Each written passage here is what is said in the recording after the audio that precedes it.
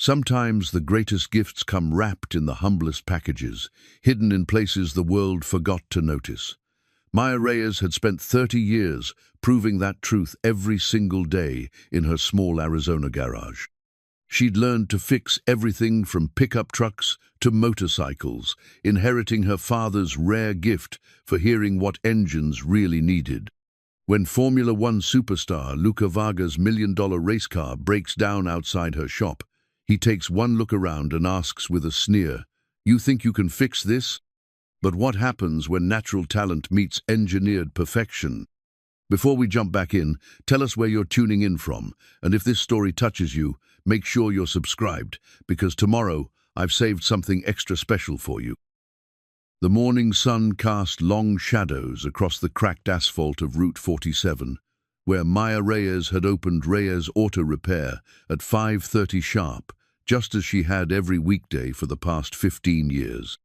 The ritual never changed. Unlock the heavy wooden door her father had hung himself in 1985. Flip the ancient fluorescent lights that buzzed like tired cicadas, and walk to the back wall where her father's toolbox sat like a shrine beneath dozens of hand-drawn engine diagrams. Those sketches covered every available inch of wall space, drawn in pencil on everything from napkins to the backs of invoices. Each one showed a different mechanical system, carburetor assemblies, transmission layouts, cooling systems, all annotated in her careful handwriting with observations about sound patterns, vibration signatures, and the subtle ways metal spoke when something wasn't quite right. Maya ran her fingers along the worn handle of her father's favorite wrench, a tool he'd forged himself from salvaged steel during his early days as a mechanic. Roberto Reyes had possessed an almost supernatural ability to diagnose engine problems just by listening, and somehow that gift had passed to his daughter like a genetic inheritance more valuable than property or money. The residents of Millbrook, Arizona, 3,000 of them, had learned to trust Maya's instincts over expensive computer diagnostics. When old Pete Morrison's farm truck developed a mysterious knock, the dealership in Phoenix had quoted him $4,000 for a complete engine rebuild. Maya listened for 30 seconds and replaced a worn motor mount for $47. When Sarah Chen's motorcycle wouldn't start despite a new battery and clean spark plugs, Maya traced the problem to a corroded ground wire hidden inside the frame, something no scan tool would ever find. These weren't just repairs, they were conversations. Maya believed every engine had its own personality, its own way of communicating distress or satisfaction. A healthy motor hummed with contentment, its various components working in harmony like instruments in an orchestra. But when something went wrong, the engine would tell her exactly what it needed if she knew how to listen. Her morning routine included checking on Mrs. Patterson's 1973 Buick Skylark, a powder blue beauty that Maya had been maintaining since she was 16 years old.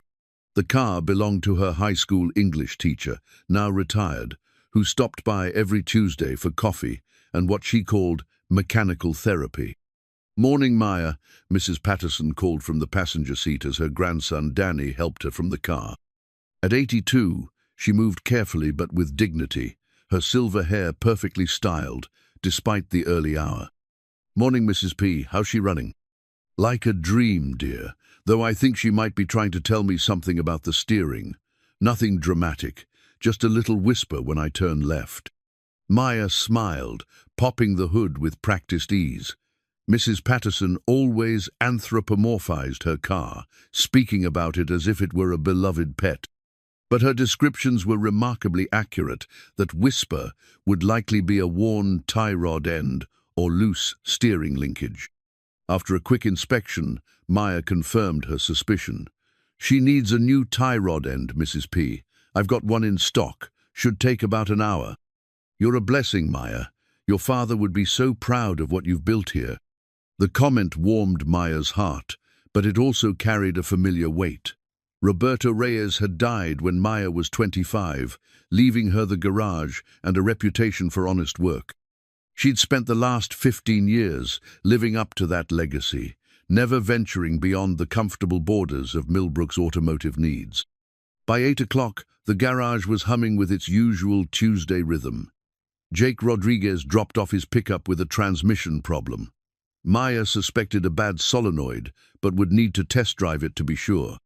The Hendersons brought their SUV for routine maintenance, and Tommy Vega needed an inspection sticker for his work van. Maya loved this predictable flow of familiar problems and trusted solutions. She knew every vehicle in town, understood their quirks and maintenance histories like a doctor tracking patients' medical records. Her diagnostic skills had evolved far beyond what any formal training could have provided, honed by decades of careful observation and an intuitive understanding of mechanical systems. The wall diagrams told the story of that evolution. Early sketches from her 20s were simple and conventional textbook illustrations, copied from repair manuals. But as her skills developed, the drawings became more sophisticated, incorporating her own theories about engine behavior and performance optimization. Some sketches included modifications she'd designed herself, improvements that existed nowhere in manufacturer specifications. One diagram showed a carburetor modification she'd developed for high-altitude performance, compensating for Millbrook's elevation with a custom jet configuration. Another detailed a cooling system upgrade that had solved chronic overheating problems in several local vehicles. These weren't random experiments. Each innovation addressed a specific problem she'd encountered repeatedly in the desert climate. By 10:30, Maya was deep underneath Jake's pickup when she heard an unfamiliar sound approaching on Route 47, not the rumble of a diesel truck or the whine of a motorcycle, but something else entirely.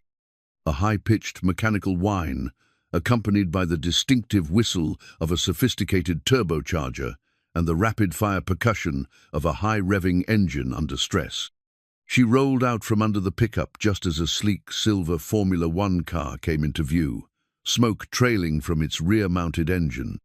The machine looked impossibly out of place on the desert highway, like a spacecraft that had taken a wrong turn somewhere between Earth and Mars. Maya watched in fascination as the car slowed and pulled into a parking lot, its engine coughing and sputtering with obvious distress.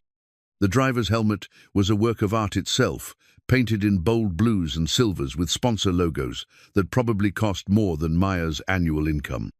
The engine died with a final painful wheeze. After a moment, the helmet came off, revealing a man in his early 30s with dark hair, sharp features, and the kind of confident bearing that came from a lifetime of being told he was exceptional. Even sitting in the disabled race car, his posture suggested someone accustomed to being the center of attention. Maya had never followed Formula One racing, but she recognized arrogance when she saw it. The driver's expression as he surveyed her modest garage conveyed the same dismissive assessment she'd seen from city mechanics who assumed small-town shops couldn't handle serious automotive problems. "This is a joke," the driver muttered, loud enough for Maya to hear. He pulled out an expensive-looking phone and began speaking rapidly in what sounded like Eastern European accent. "No, the car is dead.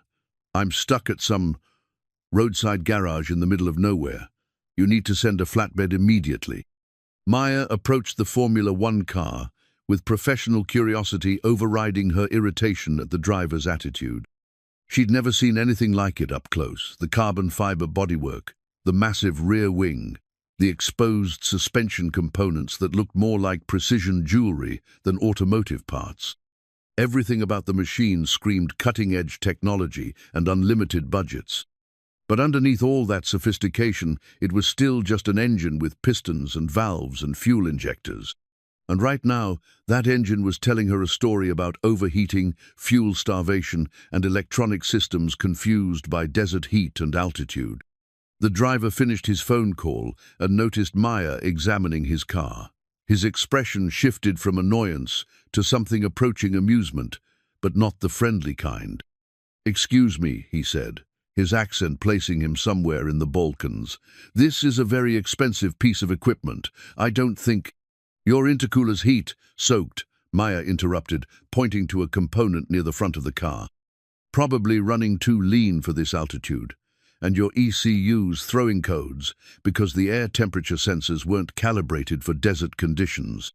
The driver stared at her for a moment, clearly surprised that she'd identified specific technical issues, but his expression quickly hardened back into skepticism.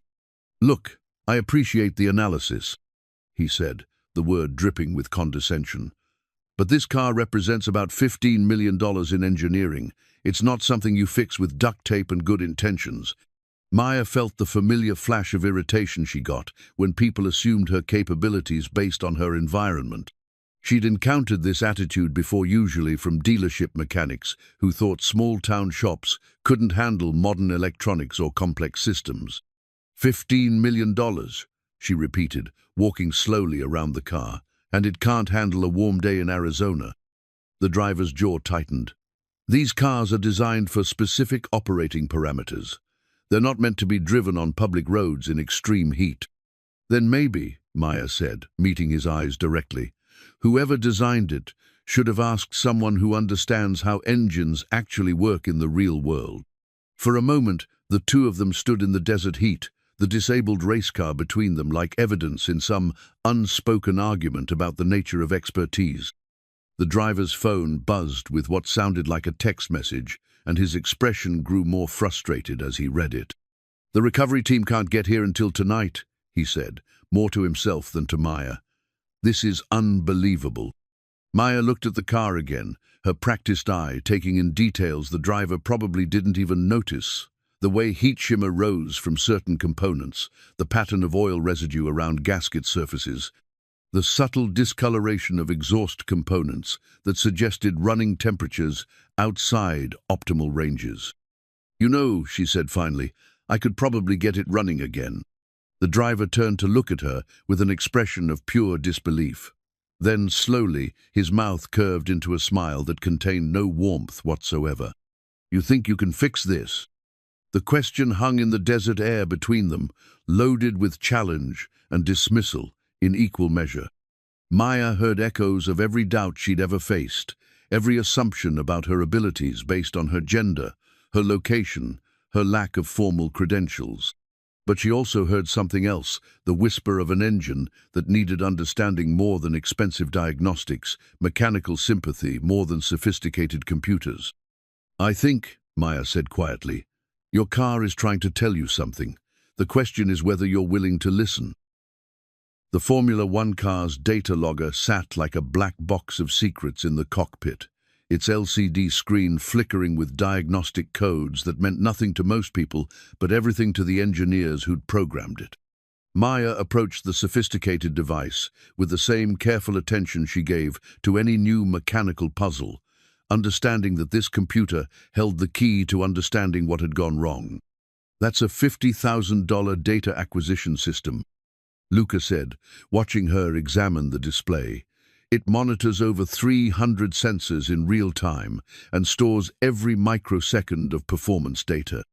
Maya nodded, studying the scrolling numbers and error codes. The system was impressive, but she could already see its limitations. Like most computer diagnostics, it told you what had happened, but not necessarily why it had happened, and certainly not what you should do about it. "Says here you've got fuel pressure fluctuations, intake air temperature warnings, and NOx sensor alerts," she said, reading from the screen. "When did it start?"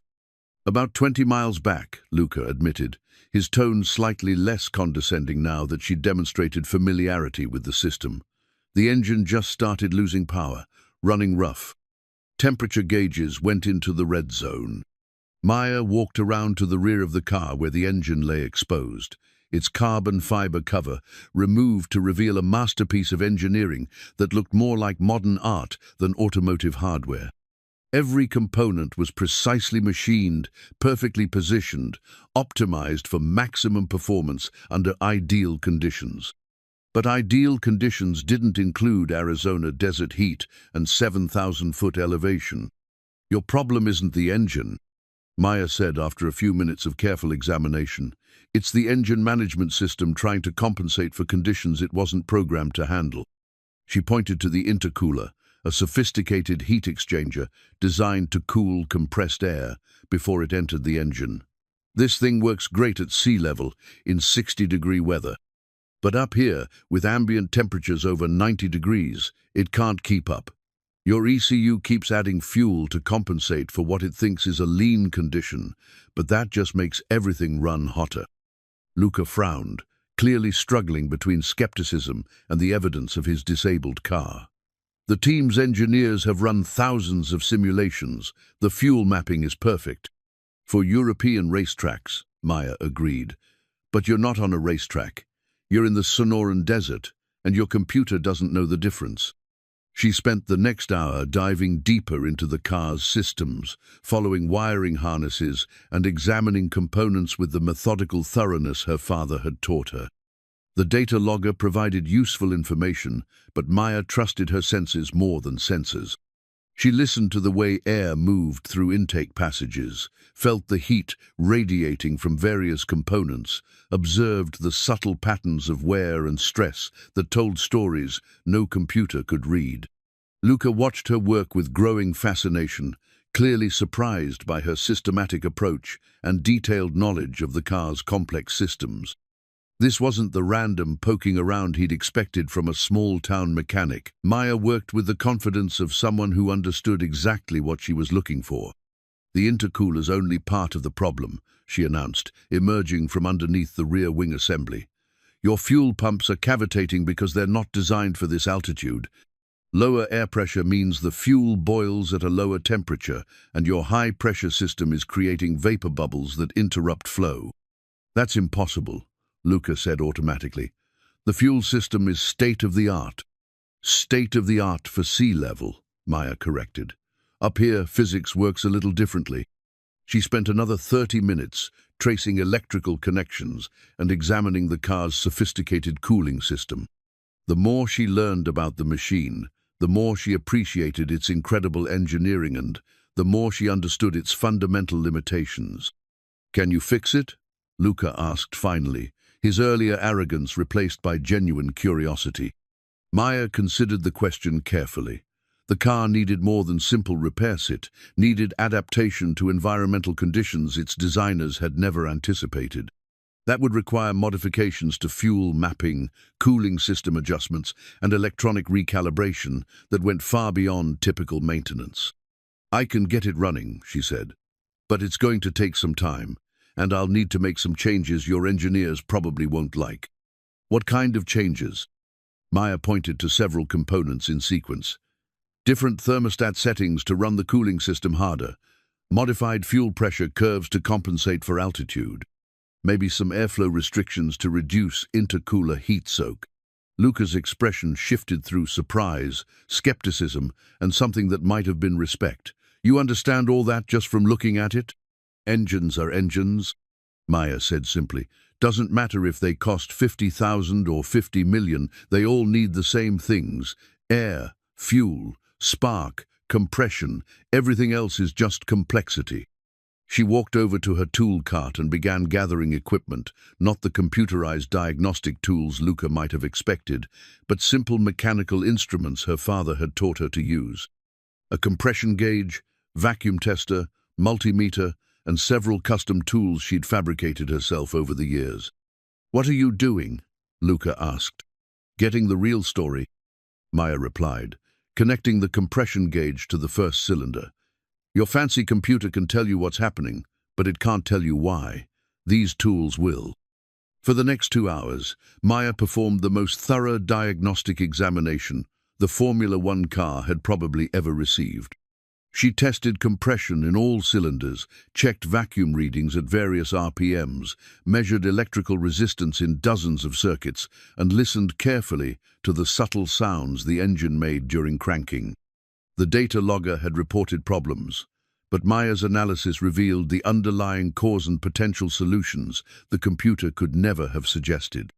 "Your compression is actually perfect," she told Luca, showing him the gauge readings. "Electrical systems are fine too. The problem is that your engine management computer is fighting the environment instead of adapting to it." She pulled out a weathered notebook filled with her own handwritten observations about high-altitude engine behavior, accumulated over decades of working on vehicles in Arizona's challenging conditions. See, most people think computers are smarter than mechanics, Maya said, flipping through pages of carefully recorded data. But computers only know what they're programmed to know. They can't improvise or adapt to unexpected situations. Luca studied her notebook, clearly intrigued by the detailed observations and hand-drawn diagrams.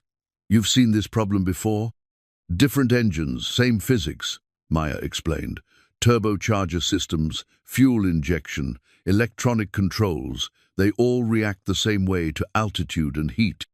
The solutions are usually pretty simple once you understand what's really happening. As afternoon shadows lengthened across the garage, Maya began implementing her fixes. She adjusted cooling system parameters, modified fuel pressure settings, and recalibrated several sensors to account for local conditions. Each change was small and conservative, but together they addressed the fundamental conflicts between the car's programming and its environment. Luca observed every step of the process, asking detailed questions about her reasoning and methodology. His initial skepticism had given way to genuine interest in her approach, though he still seemed incredulous that his million-dollar race car could be improved by a small-town mechanic using hand tools and intuition. "Try it now," Maya said finally, wiping her hands on a shop rag. Luca climbed into the cockpit and pressed the starter button. The engine caught immediately, settling into a smooth idle that sounded completely different from its earlier distressed coughing. The data logger's error codes disappeared one by one, replaced by normal operating parameters.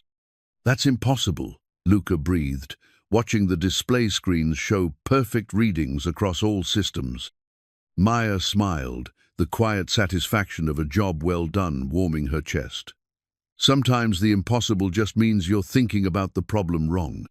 Luca revved the engine experimentally, listening to its smooth response and watching temperature gauges remain well within normal ranges despite the afternoon heat. The transformation was remarkable, like the difference between a sick patient and a healthy one. "How did you know?" he asked, shutting down the engine and removing his helmet. "The car told me," Maya said simply. "I just had to listen." For the first time since his arrival, Luca looked at Maya without any trace of condescension or doubt. Something had shifted in that garage. Some fundamental assumption about expertise and understanding had been quietly overturned. "I owe you an apology," he said finally. Maya shrugged, already turning her attention to cleaning up her tools. "You owe me a diagnostic fee. The apology you can keep." But as Luca prepared to leave Millbrook behind, both of them sensed that something important had happened here, something that would resonate far beyond a simple roadside repair. Maya's homemade testing equipment filled a corner of the garage that most visitors overlooked, a collection of improvised diagnostic tools that looked more like science fair projects than professional instruments. Built from salvaged oscilloscopes, modified multimeters, and mechanical components cannibalized from decades of repair work, these devices could diagnose problems with an accuracy that often surprised owners of much more expensive equipment. The morning after Luca's departure, Maya found herself thinking about the Formula One car more than she'd expected. Not just the technical challenge it had presented, but the way her simple modifications had transformed its performance so dramatically. She'd seen the data logger readings engine, temperatures dropping 15 degrees, fuel efficiency improving by 12%, power output increasing across the entire RPM range. Those weren't marginal improvements. They were the kind of gains that Formula One teams spent millions trying to achieve through computer modeling and wind tunnel testing. Maya was calibrating one of her custom pressure sensors when she heard vehicles approaching, not the familiar rumble of local traffic, but the synchronized hum of a convoy. Through the garage's front window, she watched 3 pristine white trucks pull into her parking lot, each one bearing the distinctive logo of Apex Racing, Luca's Formula One team. The lead truck's door opened, and a woman in her 40s stepped out, wearing the kind of crisp polo shirt and pressed khakis that suggested management rather than hands-on work. Behind her came 2 men in matching team uniforms, their expressions serious and professional. "Ms. Reyes," the woman called, approaching the garage with purpose. I'm Sarah Martinez, Chief Engineer for Apex Racing. I believe you worked on our driver's car yesterday. Maya wiped her hands on a shop rag, studying the unexpected visitors. I got it running again, if that's what you mean.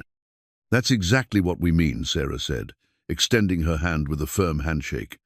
We'd like to understand what you did to achieve those performance improvements. One of the men, a younger engineer with tablet computer and scanning eyes, was already examining Maya's wall diagrams with obvious interest.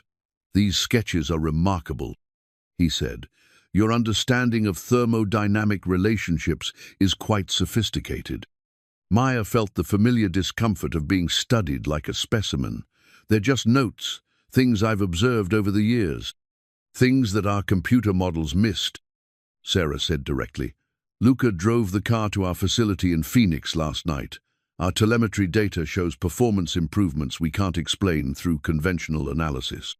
She pulled out her own tablet, swiping through screens of data that meant nothing to Maya, but clearly impressed the engineers. 15% better fuel efficiency, improved power delivery across all engine speeds, and cooling system performance that shouldn't be possible with standard components. Maya shrugged, uncomfortable with the attention. The car was fighting itself. I just helped it stop. How? The younger engineer asked eagerly. Our diagnostic computers showed normal parameters before the breakdown. What did you see that we missed? Maya walked over to her collection of homemade testing equipment, running her hand along a device she'd built from an old automotive scanner and electronic components salvaged from various projects. Computers tell you what's happening, she said, but they don't tell you why it's happening or what the engine actually needs. She pointed to a specific Tula custom oscilloscope display that showed real-time pressure waves in fuel injection systems. This thing cost me $47 to build. It can detect fuel pressure fluctuations that your $1,000 scanners completely miss. Sarah examined the device with growing amazement. You built this yourself? Had to. No commercial equipment could do what I needed it to do.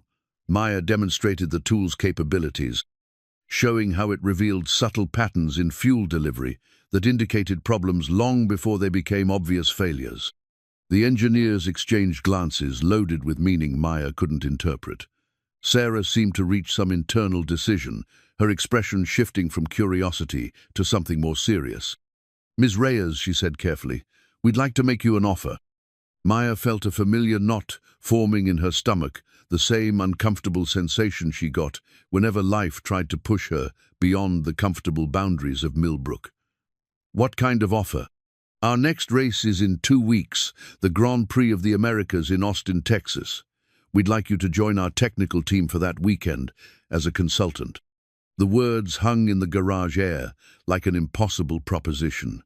Maya looked from Sarah to the other engineers, searching for signs that this was some kind of elaborate joke. I don't know anything about Formula One racing, she said finally. You know about engines, Sarah replied. You understand performance optimization in ways our computers can't replicate. That's exactly what we need. Maya walked over to her father's toolbox, running her fingers along its familiar worn edges. Roberto Reyes had built his reputation on honest work and local trust values that seemed incompatible with the high-stakes world of international racing. I appreciate the offer, she said slowly, but I have responsibilities here, customers who depend on me. We're talking about 1 weekend, Sarah pressed gently, and we're prepared to compensate you very well for your time. The younger engineer was still studying Maya's wall diagrams, clearly fascinated by her unconventional approach to mechanical analysis. These modifications you suggested for altitude compensation, have you tested similar approaches on other vehicles? Maya nodded toward a section of diagrams covering high-performance modifications she'd developed over the years. Turbocharger systems, mostly. A lot of people around here modify their trucks for better performance, and the altitude creates unique challenges. Remarkable, the engineer murmured, photographing several of her sketches with his phone. You've essentially developed your own methodology for high-altitude tuning. Sarah watched Maya carefully, clearly sensing her hesitation. What if we started smaller? What if you just looked at our data from yesterday's testing and told us what you think? No commitment beyond that. Maya considered the proposition. Looking at data felt less threatening than joining a racing team, more like the diagnostic work she did every day. "I suppose I could take a look."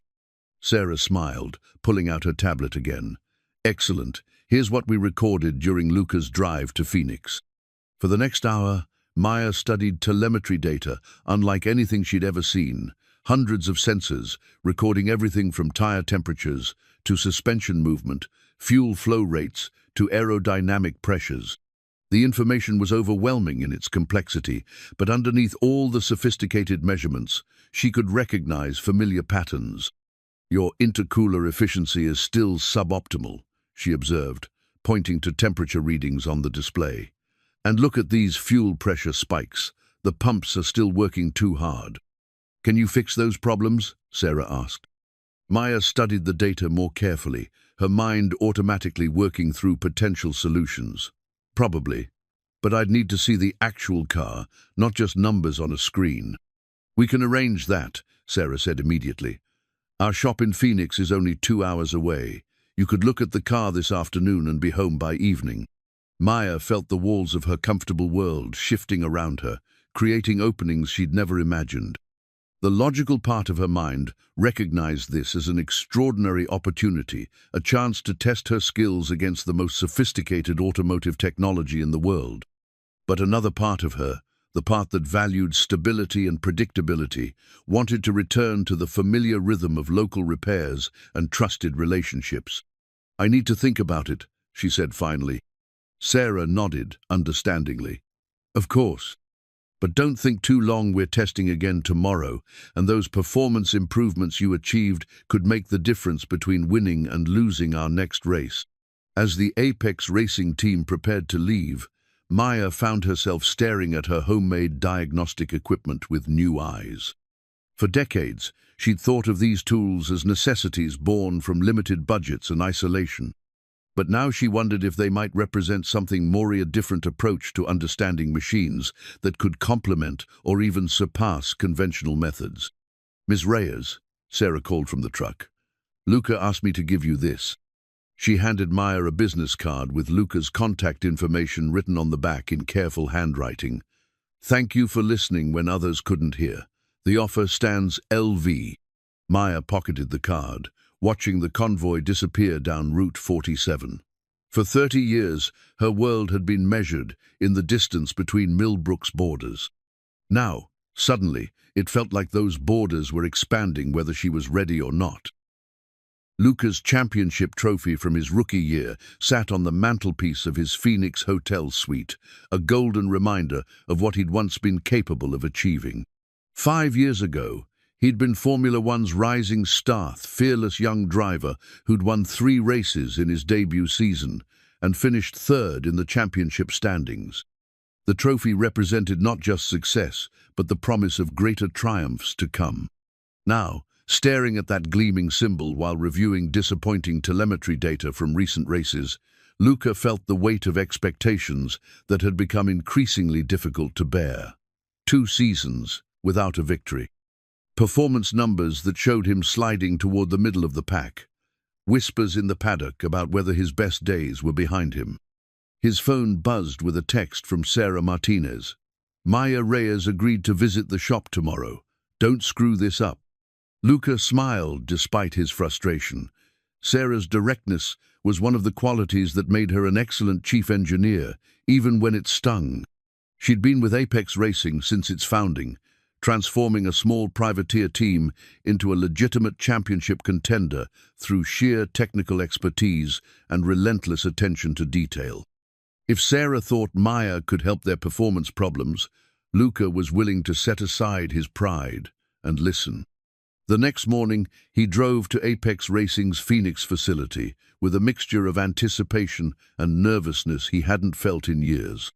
The team's headquarters occupied a modern industrial building designed specifically for Formula One, operations climate-controlled workshops, sophisticated testing equipment, and engineering offices filled with the latest computer modeling software.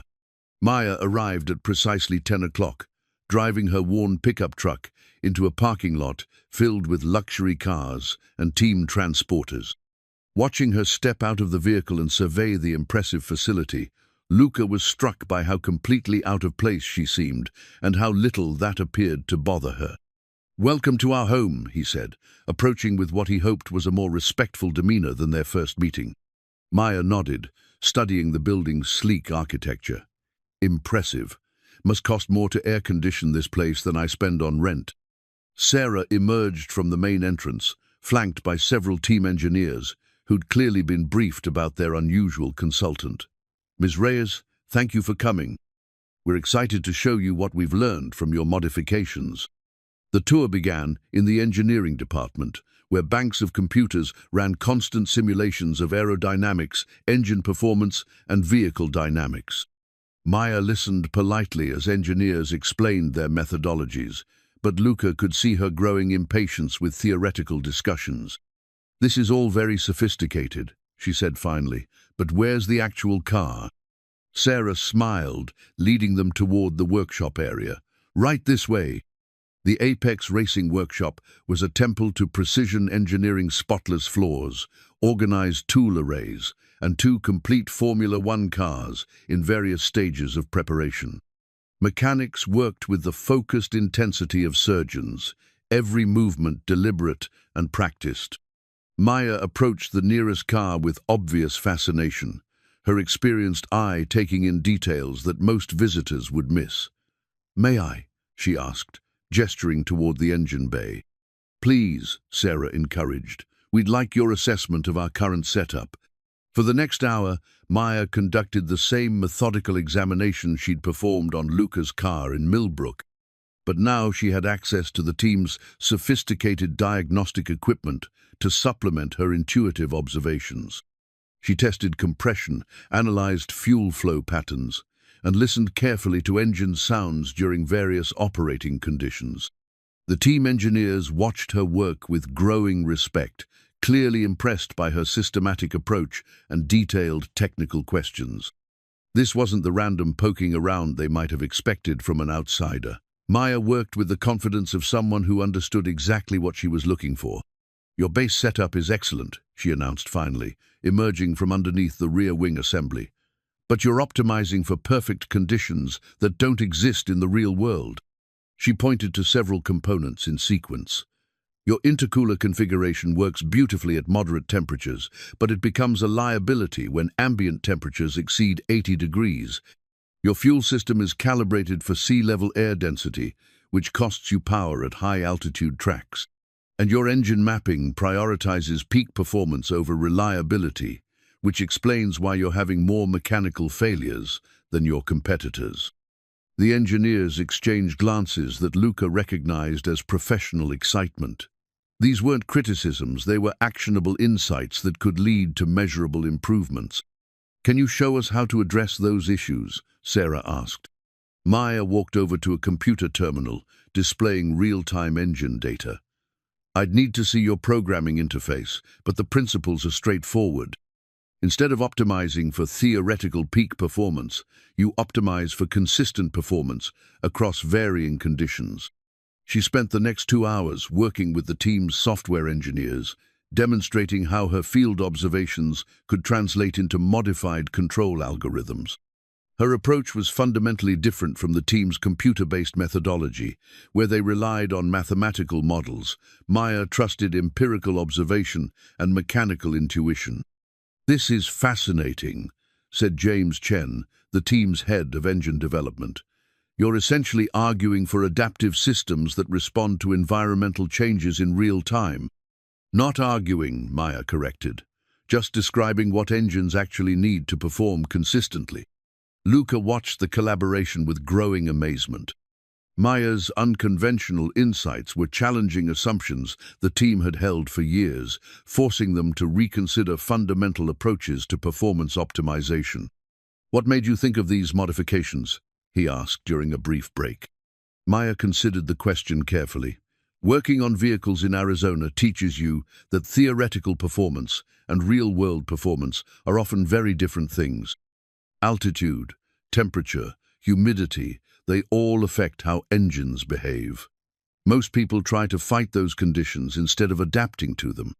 And that's what we've been doing wrong? Not wrong, exactly, just incomplete. Your engineering is brilliant, but it's based on ideal conditions that rarely exist during actual racing. Sarah had been listening to the conversation with obvious interest. Ms. Reyes, would you be willing to work with us on implementing these changes? We have a test session scheduled for next week. I can't commit to anything long-term, Maya interrupted, her discomfort with the spotlight clearly visible. I have a business to run in Millbrook. We understand, Sarah said quickly. But what if we started with just the test session? You could observe how the car performs with your modifications under racing conditions. No commitment beyond that. Maya looked around the sophisticated facility, then at the faces of engineers and mechanics who were clearly eager to learn from her unconventional expertise. Luca could see her wrestling with competing impulses, the security of familiar routines versus the excitement of new challenges. One test session, she said finally. But I want to make something clear. I'm not looking to become part of this world permanently. I'm a small-town mechanic, not a Formula One engineer. Understood, Sarah agreed, though I suspect you might be selling yourself short. As the day concluded, Luca walked Maya to her truck, feeling oddly reluctant to see her leave. Her presence had energized the entire team in ways he hadn't expected, bringing fresh perspectives to problems they'd been struggling with for months. Thank you, he said simply, for giving us a chance. Maya paused with her hand on the truck door. Don't thank me yet. Let's see if any of this actually works when you're going 200 miles per hour. It will work, Luca said with more confidence than he'd felt in months. I can feel it. As Maya drove away, Luca found himself looking at his championship trophy with renewed hope. Maybe his best days weren't behind him after all. Maybe they were just beginning. Maya found her father's racing journal hidden beneath layers of shop rags in the bottom drawer of his old desk, wrapped in oiled leather that had protected it from decades of garage humidity.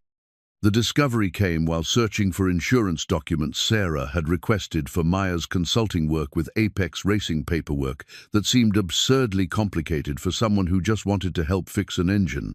The journal's leather cover bore the scars of years in racing environment, soil stains, scorch marks, and the kind of worn softness that came from constant handling.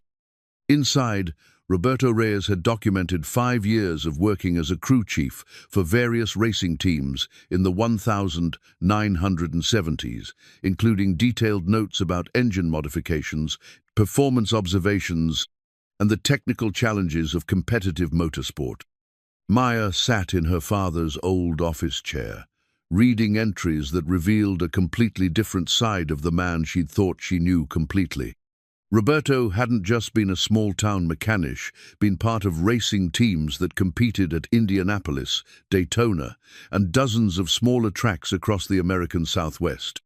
March 15, 1976, modified carburetor jetting for Phoenix International Raceway. Altitude compensation required 8% reduction in main jet size, secondary accelerator pump adjustment for improved throttle response. Engine temps dropped 15 degrees, lap times improved by 0.3 seconds. Note: ambient air density calculations more important than track surface temperature for optimization. The technical observations were remarkably similar to the modifications Maya had suggested for Luca's Formula One car. The same understanding of how environmental conditions affected engine performance, the same focus on real-world adaptation over theoretical optimization. But it was the personal entries that revealed the most about her father's character and the choices that had shaped Maya's life. June 3, 1978. Last race with Henderson Racing Team. Maria is pregnant, and this life isn't compatible with being the father I want to be. Racing will always be about the next track, the next race, the next chance to prove yourself. Family requires the kind of presence that can't be scheduled around checkered flags. Maya's hands trembled slightly as she read her father's words, understanding for the first time why he'd left racing to settle in Millbrook. She'd always assumed his mechanical skills were self-taught, developed through years of local repair work. Now she realized he'd brought sophisticated technical knowledge from the highest levels of motorsport and applied it to helping ordinary people keep their vehicles running. The journal contained dozens of detailed diagrams showing engine modifications Roberto had developed during his racing years, innovations that looked remarkably similar to the sketches Maya had been drawing on her garage walls for the past 15 years. The apple, it seemed, hadn't fallen far from the tree. Her phone rang, interrupting the emotional weight of discovery. Luca's voice carried an excitement she hadn't heard during their previous conversations. "Maya, the test session results were incredible. Sarah wants to talk to you about something important." "What kind of something?" "The kind that could change everything. Can you come to Phoenix tomorrow? We'll cover all your expenses, and it's worth the trip. Trust me." Maya looked at her father's journal, then at the wall diagrams that suddenly seemed like continuations of his work rather than her own independent discoveries. "Luca, I found something today that changes how I think about all this." "What do you mean?" "My father used to work in racing, professional racing. I never knew." There was a pause on Luca's end. "That explains a lot about your intuitive understanding of performance systems." "Maybe. Or maybe it just means I've been avoiding something that's part of who I am." "Come to Phoenix tomorrow," Luca said gently. "Bring whatever you found. Let's figure this out together." The next morning, Maya drove to the Apex racing facility with her father's journal on the passenger seat, its presence somehow making the familiar journey feel like a pilgrimage rather than a business trip. She'd spent the previous evening reading every entry, absorbing technical insights that bridged the gap between her small-town experience and the sophisticated world of Formula One racing. Sarah met her at the entrance with barely contained enthusiasm. "Maya, the telemetry data from yesterday's test is extraordinary. We need to discuss your future with the team." "My future?" "The Austin Grand Prix is in 10 days. We want you there as our performance consultant, full credentials, pit access, direct communication with Luca during the race. Your modifications improved our qualifying pace by nearly a full second." Maya felt the familiar knot of anxiety that came with life-changing opportunities. "Sarah, I appreciate the confidence, but I'm not ready for that level of responsibility." "You're absolutely ready," Luca's voice said from behind her. He approached with James Chen and several other team engineers, all wearing expressions of professional excitement. "Show her the data, Sarah." For the next hour, Maya reviewed telemetry information that demonstrated the dramatic impact of her modifications. Lap times had improved across all track conditions, engine reliability had increased significantly, and fuel efficiency gains meant strategic advantages during race situations. "This isn't just about making the car faster," James explained.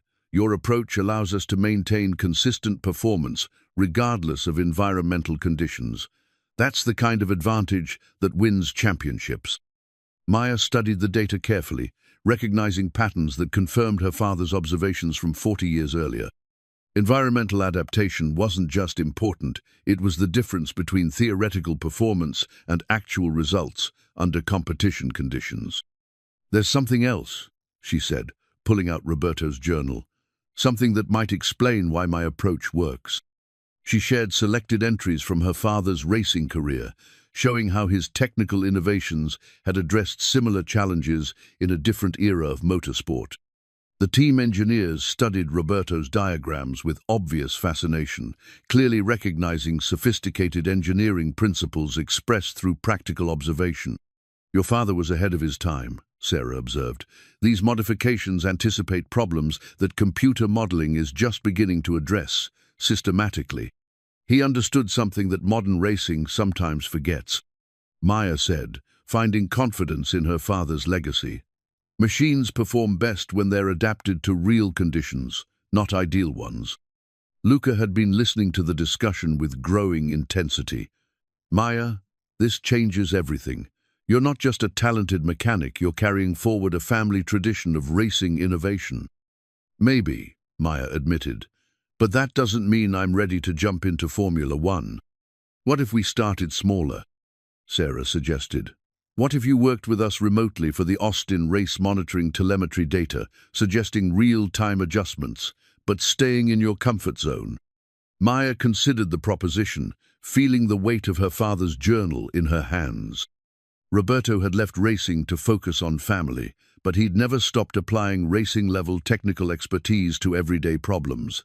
Maybe there was a way to honor both parts of his legacy. "I want to help," she said finally, "but I need to do it my way, on my terms." "Whatever you need," Luca said immediately. Maya looked around the sophisticated facility, then at the faces of engineers and mechanics who'd come to respect her unconventional expertise. For the first time since this journey began, she felt like she might be exactly where she was supposed to be. "Let's start with Austin," she said, "and see what happens from there." The team's telemetry data streamed across multiple monitors in the Apex Racing Command Center, creating a river of numbers that told the story of every mechanical component working in harmony, struggling against unexpected conditions. Maya sat before the primary display station, watching real-time information from Luca's car during the first practice session at the Circuit of the Americas in Austin, Texas. This was her first exposure to Formula One racing, as it actually happened not the carefully controlled environment of the Phoenix test facility, but the chaotic reality of 20 cars competing at speeds that pushed both machinery and human capability to their absolute limits. "Sector 2 times are inconsistent," Sarah observed, studying Maya's modifications through the lens of competitive performance. "Engine temperatures are perfect, but something's affecting cornering speeds through the technical section." Maya focused on the telemetry data with the same methodical attention she brought to diagnosing problems in Millbrook, but now she was working with information more complex and detailed than anything she'd encountered. Every sensor reading represented a different aspect of performance at higher temperatures, suspension movement, aerodynamic pressures, fuel flow rates. "The problem isn't mechanical," Maya said after studying the patterns for several minutes. "Look at these brake temperature readings compared to throttle position. Luca's being too careful with the engine modifications, not trusting the improved cooling performance." James Chen leaned over her shoulder, examining the data streams Maya had highlighted. "You think he's driving conservatively because he's worried about reliability?" "I think he's driving like someone who's been burned by mechanical failures," Maya replied. "But the modifications address those reliability concerns. He can push harder now." The insight revealed something Maya was beginning to understand about the psychological aspects of racing performance. Technical improvements meant nothing if drivers couldn't trust them completely, and trust came from experience rather than data alone. "Can you talk to him directly?" Sarah asked, pointing to the radio headset that would connect Maya to Luca's cockpit. Maya hesitated, feeling the weight of responsibility that came with real-time coaching during competitive conditions. In her garage, mistakes meant inconvenience and additional work. Here, mistakes could mean crashes at 200 miles per hour. "Luca, this is Maya," she said finally, pressing the transmit button. "Your engine temperatures are running 15 degrees cooler than normal. You can push harder through the technical sections." "Copy, Maya," came Luca's voice through the static of radio transmission. "Engine feels strong, but I'm being cautious after yesterday's issues." "Yesterday's issues were addressed by the modifications," Maya responded. "Trust the data. Trust the work we did." Over the next 20 minutes, Maya watched telemetry readings change as Luca gradually increased his aggression through the corners, where he'd been driving conservatively. Lap times dropped consistently, brake temperatures remained within safe limits, and engine performance stayed well within the parameters Maya's modifications had established. "That's more like it," Sarah said with satisfaction, watching Luca climb from 8th position to 4th in the practice session standings. "Maya, your understanding of the relationship between technical changes and driver confidence is remarkable." Maya felt a warm glow of professional satisfaction, but also a growing awareness of how different this environment was from her familiar world of predictable problems and straightforward solutions. Formula One racing involved layers of complexity, technical, psychological, strategic, that required constant adaptation and real-time decision-making. During the break between practice sessions, Luca returned to the pit area with obvious excitement about the car's improved performance. "Maya, the modifications feel completely different now that I trust them. The engine responds exactly how you said it would." "Good," Maya said simply. "But there's something else we need to address." She pulled up telemetry data from the session, highlighting patterns that showed subtle inconsistencies in power delivery during rapid acceleration phases. "Your fuel system is still fighting altitude effects. Not enough to cause problems, but enough to cost you a few hundredths of a second per lap." "A few hundredths sounds insignificant," observed Marcus Webb, the team's race strategy coordinator. "In Formula One, a few hundredths is the difference between pole position and starting sixth," Luca said. "Maya, can we fix it before qualifying?" Maya studied the data more carefully, her mind working through potential solutions with the systematic approach her father had taught her. "I think so. But it means making adjustments to fuel mapping that we haven't tested extensively." "What's the risk?" Sarah asked. "Worst case, we lose the performance gains from this morning and go back to yesterday's baseline," Maya replied. "Best case, we pick up another 2 or 3 tenths of a second." The team engineers exchanged glances, loaded with competitive calculation.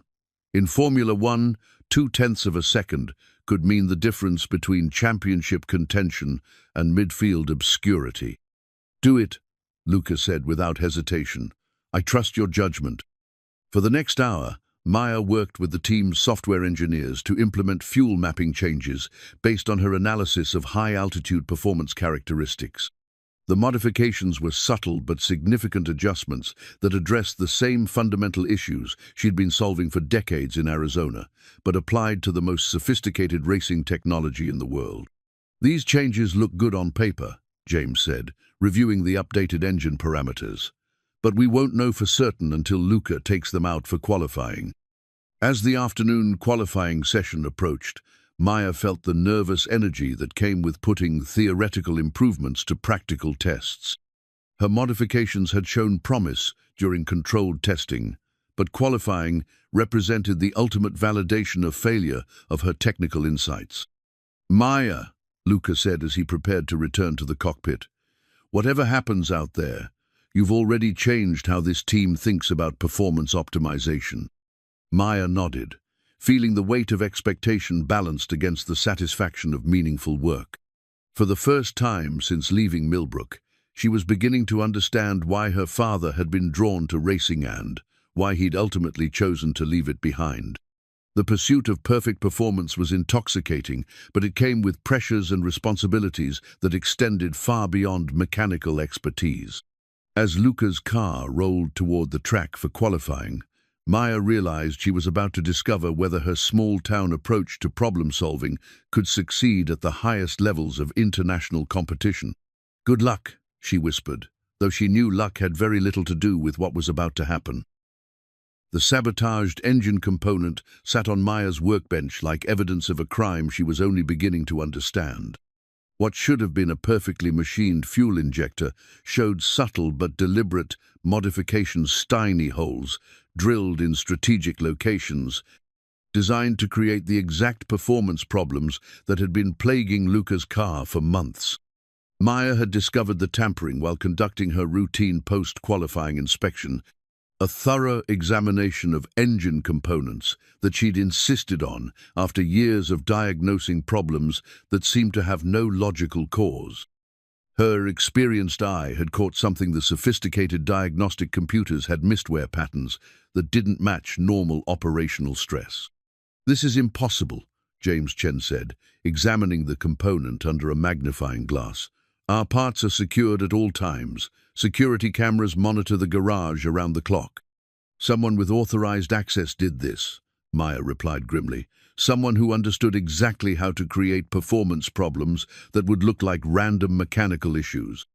Sarah Martinez joined them at the workbench, her expression shifting from disbelief to cold anger as she studied the evidence.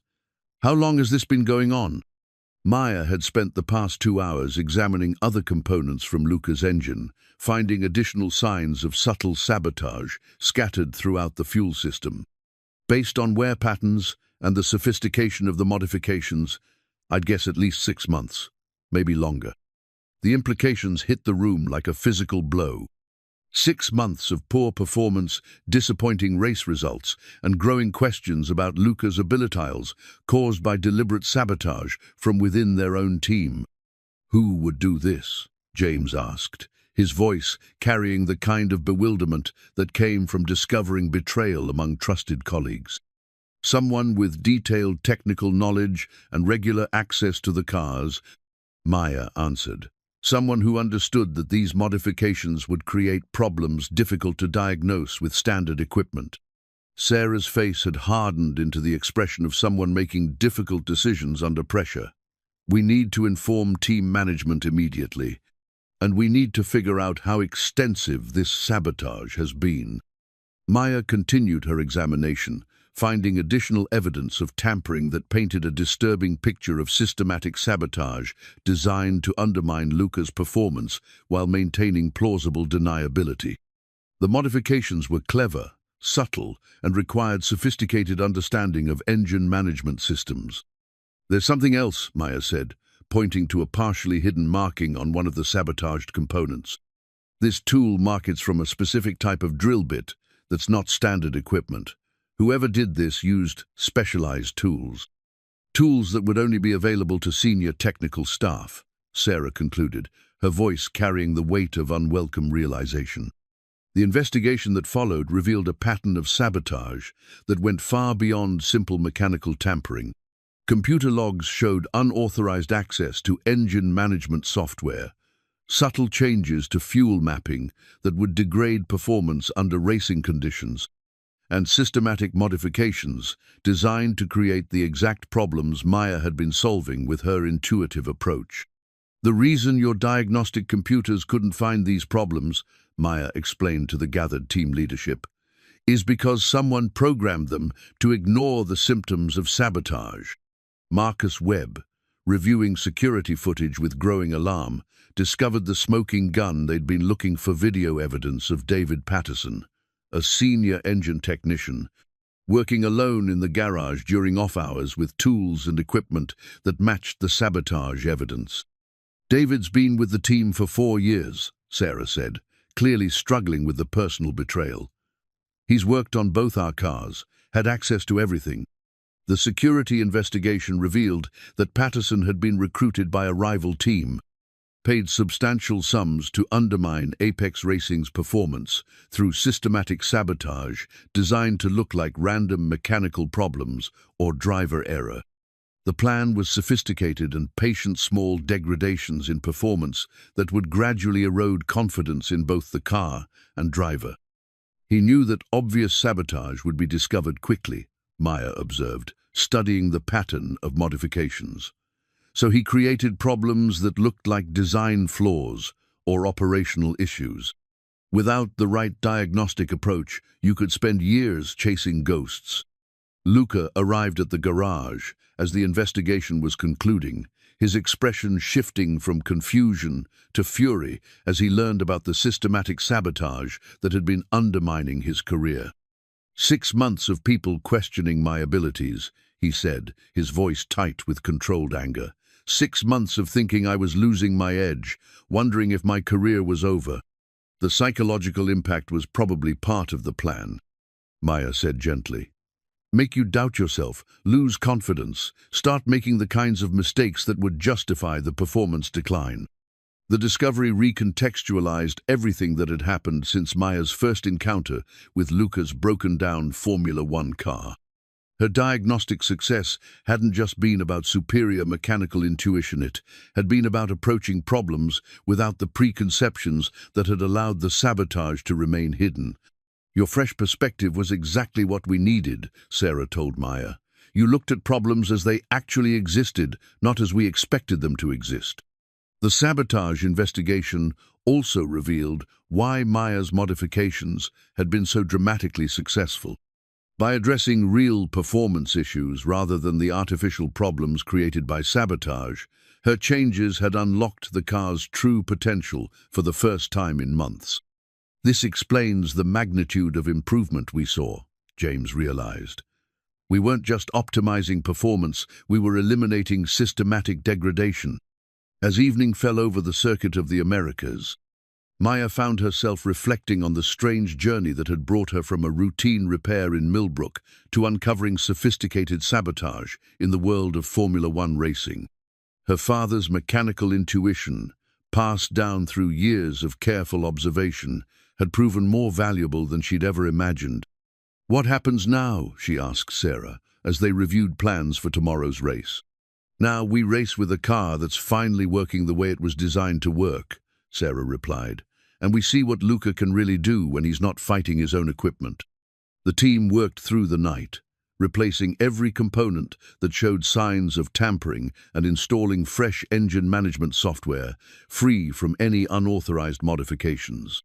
Maya supervised the process, applying the same systematic approach that had served her well in smaller-scale repairs.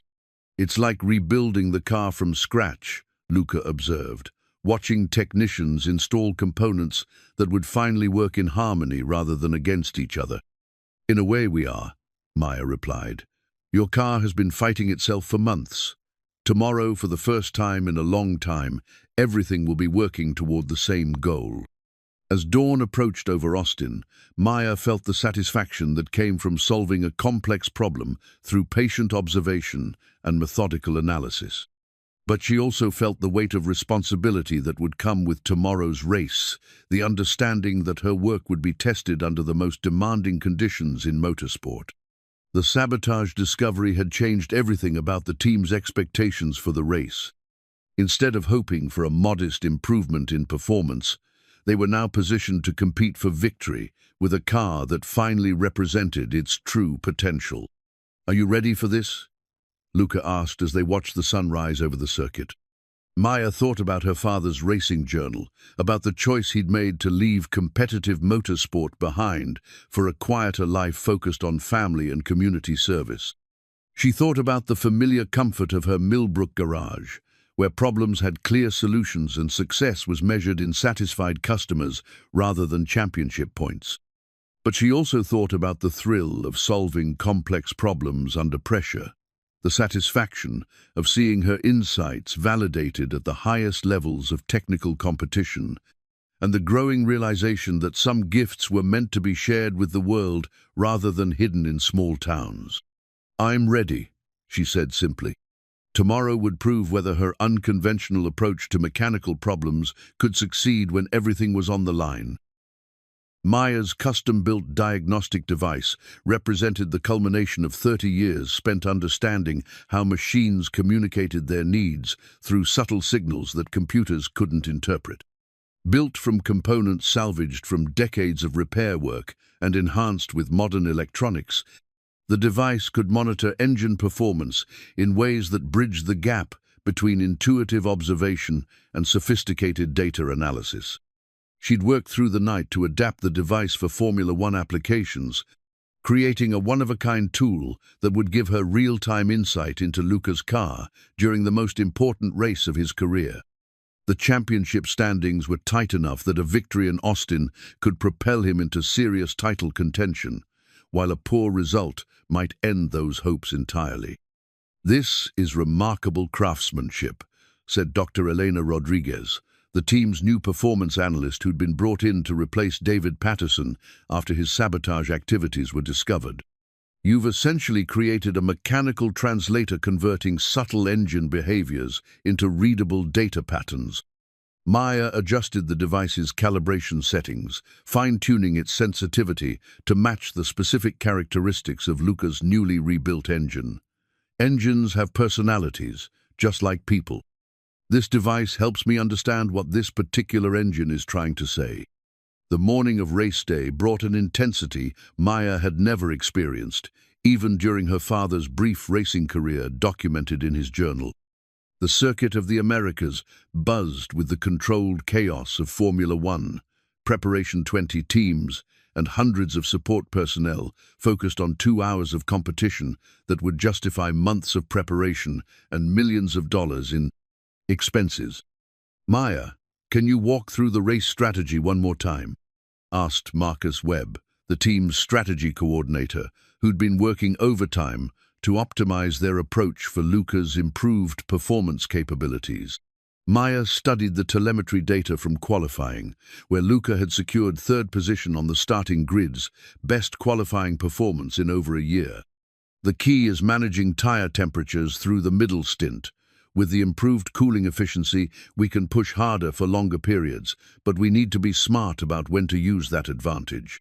She pointed to specific sections of the track layout displayed on the strategy room's main screen. Sectors 2 and 4 will be critical. That's where the engine modifications provide the biggest advantage, but also where tire management becomes most important. Luca entered the strategy briefing with the focused calm Maya had learned to recognize as his pre-race preparation ritual. Over the past week, she'd watched him transform from a driver plagued by self-doubt into someone rediscovering the confidence that had made him a championship contender years earlier. "How's the car feeling?" Sarah asked, reviewing final setup changes with the engineering team. "Like a completely different machine," Luca replied. "For the first time in months, I'm not fighting the car, we're working together." Maya felt a warm glow of professional satisfaction, but also the growing weight of expectation that came with success at this level. Her modifications had exceeded everyone's hopes during practice and qualifying, but race conditions would provide the ultimate test of their effectiveness. "Maya, what should I be watching for during the race?" Luca asked, his question reflecting the trust he'd developed in her diagnostic abilities. "Listen to the engine during the opening laps," Maya advised. "If anything feels different from qualifying, even small changes in vibration or response, let me know immediately. The diagnostic device will catch most problems, but your seat-of-the-pants feedback is still the most sensitive instrument we have." The pre-race technical inspection provided one final opportunity to verify that all components were performing within expected parameters.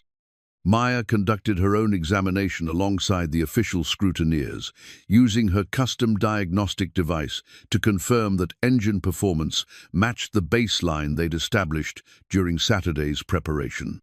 "Everything looks perfect," she announced after completing her inspection. "Engine temperatures are stable, fuel system pressure is consistent, and all electronic systems are responding normally." Dr. Rodriguez had been studying Maya's diagnostic methodology with obvious fascination.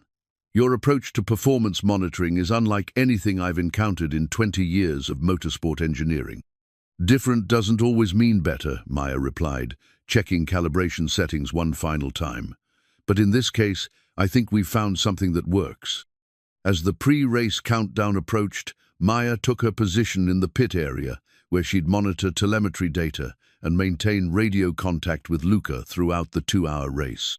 Her custom diagnostic device sat alongside the team's sophisticated computer systems, ready to provide insights that conventional equipment might miss. "Maya," Sarah said, joining her at the monitoring station, "I want you to know that regardless of what happens today, you've already revolutionized how this team approaches performance optimization."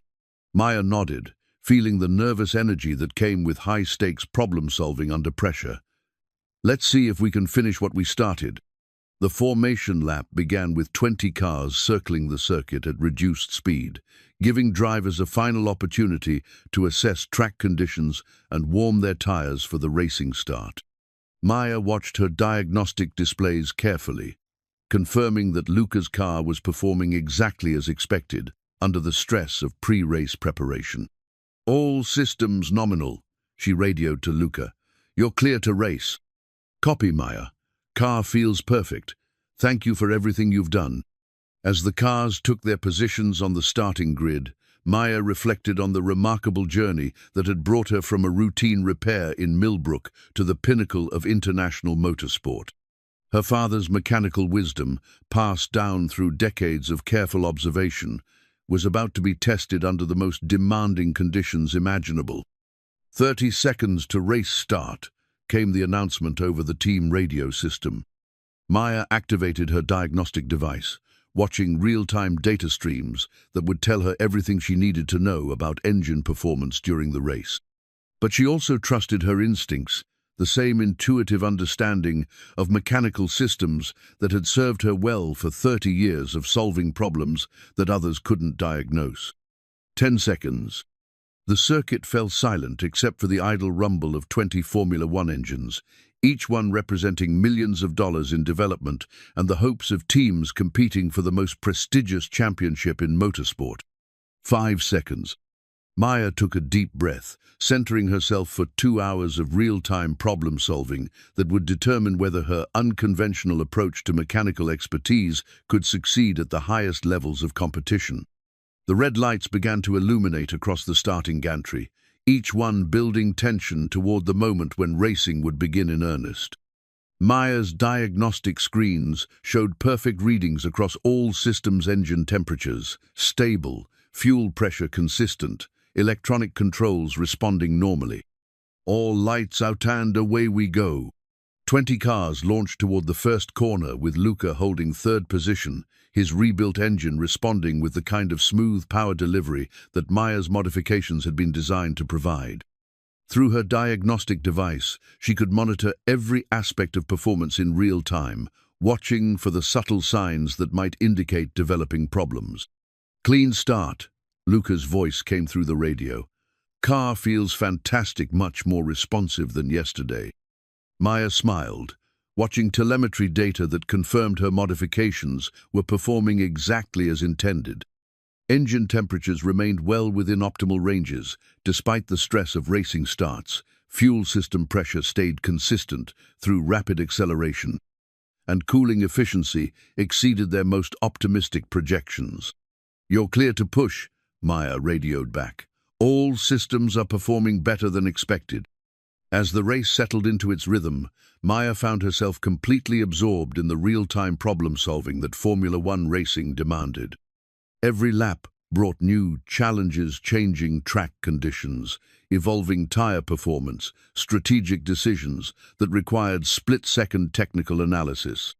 This was what her father had experienced during his racing years. She realized the intense focus that came from applying technical expertise under pressure, the satisfaction of seeing careful preparation validated through competitive success, and the addictive thrill of pursuing perfect performance under impossible conditions. For the first time since leaving Millbrook, Maya understood why someone might choose this demanding world over the comfortable predictability of small-town life. And for the first time, she began to wonder whether her future might lie somewhere beyond the familiar borders of Arizona desert roads. The championship-deciding race car represented everything Maya had learned about the marriage between mechanical sympathy and cutting-edge technology, each component working in perfect harmony to create a machine capable of competing at the absolute pinnacle of motorsport. 40 laps into the Austin Grand Prix, Luca had climbed from third to second place, pressuring the race leader while managing tire degradation with the precision that only came from complete trust in his equipment. Maya's diagnostic screens showed performance data that exceeded even her most optimistic projections. Engine temperatures remained 15 degrees cooler than previous races, fuel efficiency had improved by 8%, and power delivery stayed consistent despite the sustained high-stress operation that typically caused gradual performance degradation. "Gap to leader is down to 2 seconds, Marcus Webb announced over the team radio. "Luca's lap times are getting faster while everyone else is slowing down." Maya monitored the real-time data streams with the focused intensity her father had described in his racing journal, watching for the subtle indicators that might signal developing problems before they became obvious failures. Her custom diagnostic device detected patterns in engine behavior that the team's conventional equipment couldn't interpret, providing early warning of issues that could derail their championship hopes. "Maya, I'm catching the leader faster than expected." Luca's voice crackled through the radio static. "The car feels stronger now than it did at the start of the race." That's normal with your setup, Maya replied, studying cooling system data that showed her modifications were working exactly as designed. Your engine is actually getting more efficient as it reaches optimal operating temperature. You can maintain this pace for the remaining distance. The strategy had been calculated around Maya's understanding of how the modified engine would behave during extended high-stress operation. While other cars suffered gradual performance loss as components heated up and systems stressed, Luca's machine was designed to maintain consistency throughout the entire race distance. This is unprecedented, Dr. Rodriguez observed, studying telemetry data that defied conventional expectations about Formula One performance curves. Most cars lose 3 to 5% power output during a race. Luca's car is actually gaining efficiency. Maya watched the gap to the race leader continue to shrink, but she also monitored tire temperature data that would determine whether they could maintain their charging pace without destroying the rubber compounds that provided crucial grip for high-speed cornering. Tire temps are climbing into the yellow zone, she warned Luca during his approach to the circuit's most demanding section. You need to back off slightly through the S's to keep them in the optimal window. Copy, Maya. How much time am I losing to the leader? Maya consulted the real-time timing data, calculating the complex relationship between tire management and lap time optimization that would determine their strategic options for the race's final phase. 0.2 per lap, but that's temporary. If you manage the tires now, you'll have a significant advantage during the final stint when his performance drops off. The race entered its critical phase as pit stop windows approached, creating strategic decisions that would determine the final outcome. Maya's engine modifications had provided flexibility that conventional setups couldn't match, the ability to push hard when needed or conserve resources when strategic patience was required. Box this lap, Sarah's voice cut through the radio chatter, signaling the perfectly timed pit stop that would position Luca for his championship charge. Maya watched engine data carefully as Luca navigated pit lane entry, ensuring that the sudden transition from racing speeds to pit lane limitations didn't stress systems that had been optimized for consistent, high-performance operation. The pit stop unfolded with mechanical precision, 2.8 seconds for fresh tires and fuel adjustments that would carry them through the race's final phase.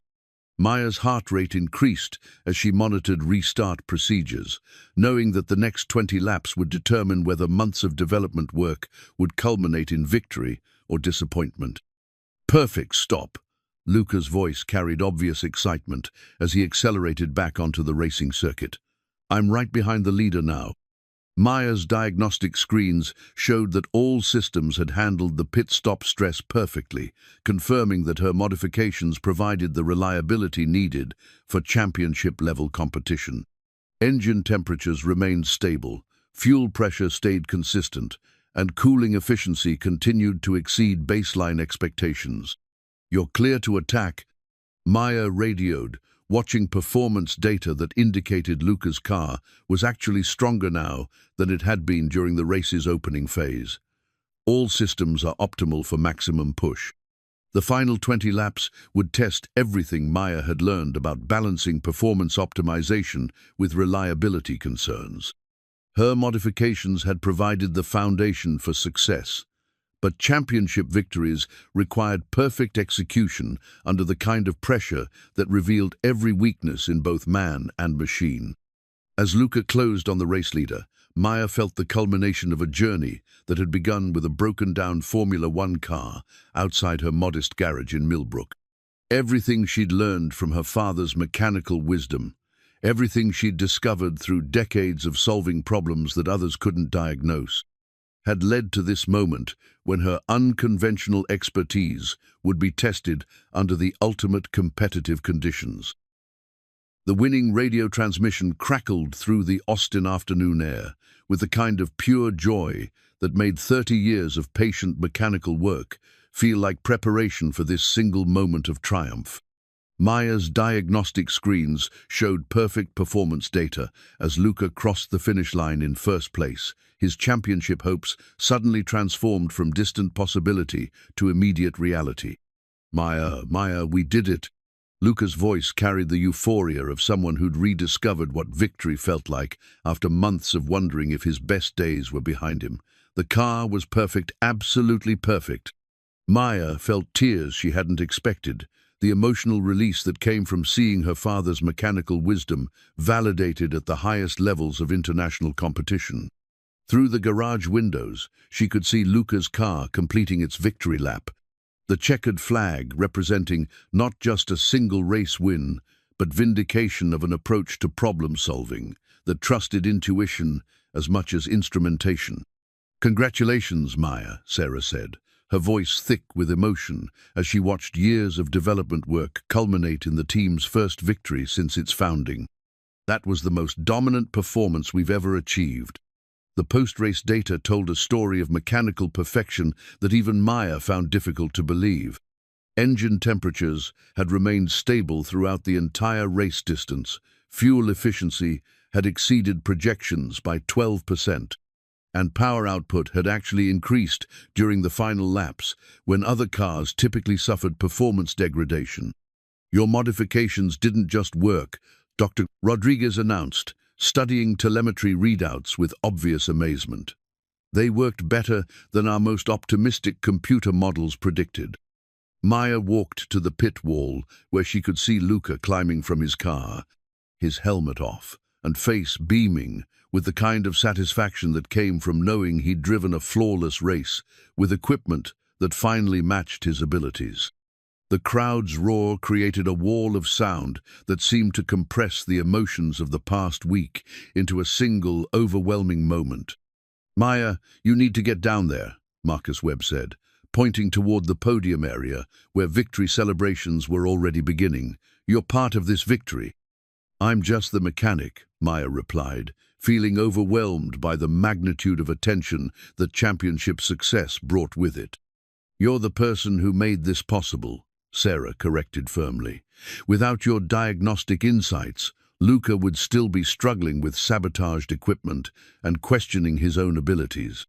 The victory celebration unfolded with the choreographed chaos that Formula One had perfected over decades of championship competition. Champagne sprayed across the podium, photographers captured every moment for posterity, and television crews conducted interviews that would be broadcast to millions of racing fans around the world. Maya found herself pulled into the celebration despite her natural inclination to avoid spotlights and public attention. Luka insisted she join him on the podium steps, his arm around her shoulder as they faced cameras that documented the unlikely partnership between a small-town mechanic and a Formula One superstar. "This victory belongs to Maya as much as anyone," Luka announced during his winner's interview, his voice carrying over the continued celebration around them. "She saw problems that our computers couldn't detect and solved them with the kind of mechanical intuition that can't be programmed or replicated." Maya felt the discomfort that came with public recognition, but also a deep satisfaction that her father's approach to understanding machines had proven relevant in the most sophisticated automotive competition in the world. Roberto Reyes had left racing to focus on family and community service, but his technical insights lived on through his daughter's work. "What's next for you, Maya?" asked the television interviewer, thrusting a microphone toward her face with the aggressive enthusiasm that characterized sports journalism.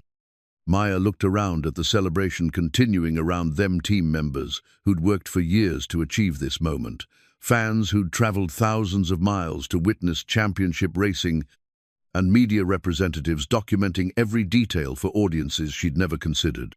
"I need to get back to Millbrook," she said simply. "I have customers who depend on me." But even as she spoke the words, Maya felt the pull of possibilities she was only beginning to understand.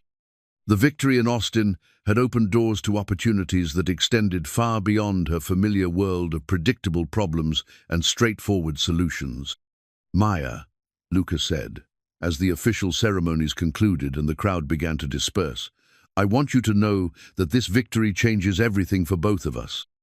You've proven that your approach to mechanical expertise can succeed at any level." Maya nodded, watching the sun set over the circuit of the Americas, while team members packed equipment and prepared for the journey to their next race. For 30 years, her world had been measured in the distance between Millbrook's borders. Now, suddenly, those borders felt expandable in ways she'd never imagined. The winning radio transmission would be replayed countless times on racing broadcasts around the world. But for Maya, it represented something more: personal proof that her father's legacy could flourish in unexpected places, and that greatness sometimes emerged from the most overlooked corners of the world. As the celebration continued around them, Maya realized that victory in Austin hadn't ended her journey, it had revealed the true scope of what might be possible when mechanical sympathy met unlimited opportunity. Maya's new garage sign read, "Reyes Racing Solutions," in simple block letters that honored both her expanding capabilities and her commitment to the small-town values that had shaped her approach to problem-solving. 6 months after Luca's championship victory in Austin, she'd found a way to bridge the gap between her father's legacy and her own evolving understanding of what service to others could look like.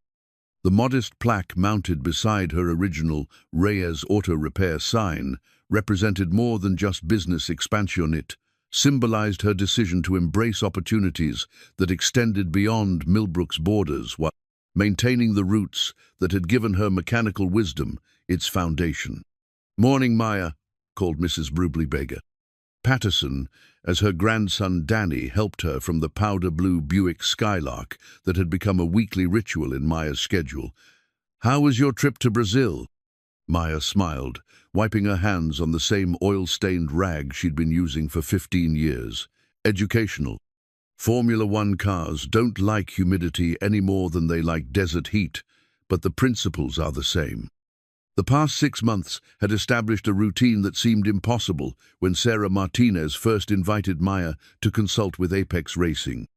3 weeks per month in Millbrook, maintaining the local relationships and serving the customers who'd trusted her family for generations.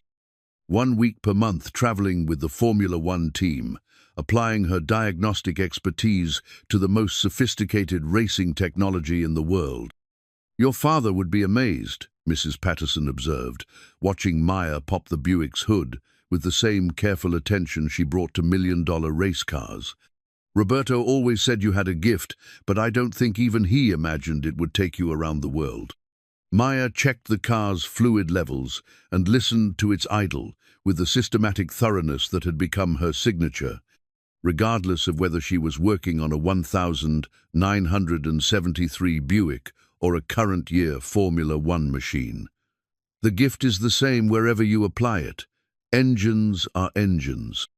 The combination of local service and international consulting had created a unique practice that satisfied both Maya's need for meaningful community work and her growing understanding that her expertise could benefit people far beyond Arizona's borders. Luca's continued success, 3 more victories, and a strong position in the current championship standing shad validated her unconventional approach to mechanical problem-solving. "Mrs. P, your Skylark needs a new thermostat," Maya announced after completing her inspection. "The old one's sticking, which is why you've been getting inconsistent heating." "How long will that take?" Danny asked, checking his watch with the impatience of someone who'd rather be anywhere else. "About an hour," Maya replied, already gathering the tools she'd need for the repair. "Same time it would take to properly diagnose and fix any engine problem, whether it's in a Buick or a Formula One car." The morning progressed with its familiar rhythm of local repairs and customer conversations, but now Maya's work was informed by experiences that had expanded her understanding of mechanical systems beyond anything she'd imagined possible. Techniques learned while optimizing Formula One performance translated surprisingly well to helping pickup trucks run more efficiently in Arizona heat. "Maya, there's someone here to see you," called Jake Rodriguez from the garage entrance, his tone suggesting unusual excitement. Maya looked up from the Buick's engine bay to see Luca approaching with Sarah Martinez and a young woman she didn't recognize, someone whose oil-stained coveralls and confident bearing suggested hands-on mechanical experience. "Maya, I'd like you to meet Carmen Silva," Luca said with obvious enthusiasm. "She's been working on my car for the past month while you were here in Millbrook." Carmen extended her hand with a firm grip that reminded Maya of her own introduction to the Formula One world. "Miss Reyes, your diagnostic methodology has revolutionized how our team approaches performance optimization. I've been studying your techniques and trying to apply them to our European operations." Maya studied the young woman with interest, recognizing the combination of technical curiosity and practical experience that characterize the best mechanical minds. "What have you learned?" "That computers can tell you what's happening, but they can't tell you why it's happening," Carmen replied, echoing words Maya had spoken countless times. "Your approach bridges that gap in ways that pure data analysis can't replicate." Sarah stepped forward with the purposeful expression Maya had learned to associate with important announcements. "Maya, we'd like to discuss expanding your consulting arrangement. Carmen has been developing training programs based on your diagnostic methods, and we think there's an opportunity to share your expertise with other teams and manufacturers." Maya felt the familiar mixture of excitement and apprehension that came with life-changing opportunities. The success of her work with Apex Racing had created possibilities she'd never considered, the chance to influence how mechanical problems were approached across the automotive industry. "What kind of expansion?" she asked carefully. "A formal partnership," Luca explained. "Half your time with us, half your time here in Millbrook, but with the resources to document and teach your methodology to other engineers and mechanics." Maya looked around her garage, taking in the hand-drawn diagrams that covered every wall, the collection of homemade diagnostic tools that had proven more valuable than expensive computers, and the comfortable familiarity of a workspace that had shaped 30 years of her life. "I appreciate the offer," she said slowly, "but I need to think about what that would mean for my responsibilities here." "We're not asking you to choose between your old life and a new one," Sarah said gently. "We're suggesting you might be able to enhance both." Mrs. Patterson had been listening to the conversation with obvious interest, her expression carrying the wisdom that came from watching life unfold over 8 decades. "Maya, dear, your father left racing because he wanted to serve his community, but maybe serving your community means sharing your gifts with more people than just us." Maya considered the proposition while completing Mrs. Patterson's thermostat replacement, her hands working automatically, while her mind processed possibilities that would have seemed impossible 6 months earlier. The victory in Austin had proven that her father's mechanical wisdom could succeed at any level of competition, but it had also revealed responsibilities that extended beyond personal achievement. "There's one condition," Maya said finally, wiping her hands and facing the group gathered in her garage. "Whatever we do, it has to honor the principle that brought me into racing in the first place." "Which is?" Luca asked. Maya gestured toward the wall diagrams that had guided her work for 15 years, then at the customer vehicles that represented decades of community trust. "That mechanical expertise exists to serve people, not the other way around. Whether it's Mrs. Patterson's Buick or your Formula One car, the goal is the same: helping things work better." Sarah smiled, extending her hand in the gesture that had marked the beginning of their partnership months earlier. "That's exactly the principle we want to help you share with the world." As afternoon shadows lengthened across Route 47, Maya found herself looking toward a future that honored both her father's legacy and her own evolving understanding of what service could accomplish. The small-town values that had shaped her approach to problem-solving would guide her work on the international stage, creating opportunities to help more people while staying rooted in the community that had given her life its foundation. Sometimes the greatest gifts really did come wrapped in the humblest packages, hidden in places the world had forgotten to notice. But sometimes those gifts were meant to be shared far beyond their origins, carrying wisdom that could transform industries and change lives in ways that honored both tradition and innovation. Maya Reyes had found her answer to the question that had started it all.